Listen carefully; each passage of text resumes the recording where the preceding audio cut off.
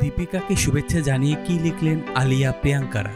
কন্যা সন্তানের মা হলেন বলিউড তারকা দীপিকা পাড়ুকোন।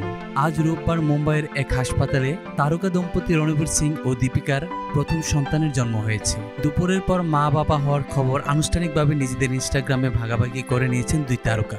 এরপর থেকে ভক্ত, অনুসারী ও তারকারা তাদের শুভেচ্ছা জানাচ্ছেন।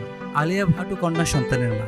রণবীর ও দীপিকার ঘরে নতুন অতিথি আগমনের খবরে খুশির ইমোজি দিয়ে উচ্ছ্বাস প্রকাশ করেছেন তিনি।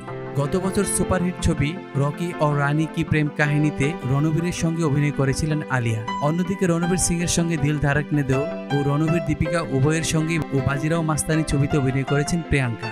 রণবীর দীপিকার প্রেমের শুরু যে ছবির সেটে, সেই রামলীলা সিনেমায় আইটেম গানে ছিলেন দেশি গান। তারকা দম্পতির সন্তান সুখের খবরে তিনিও ভালোবাসা জানিয়েছেন। আলিয়া প্রিয়াঙ্কার পাশাপাশি দীপিকা ও রণবীরকে শুভেচ্ছা জানিয়েছেন রুবিনা দিলাইক, অথিয়া শেট্টি, মালাইকা আরোরা, পূজা হেগের সহ অনেক তারকা।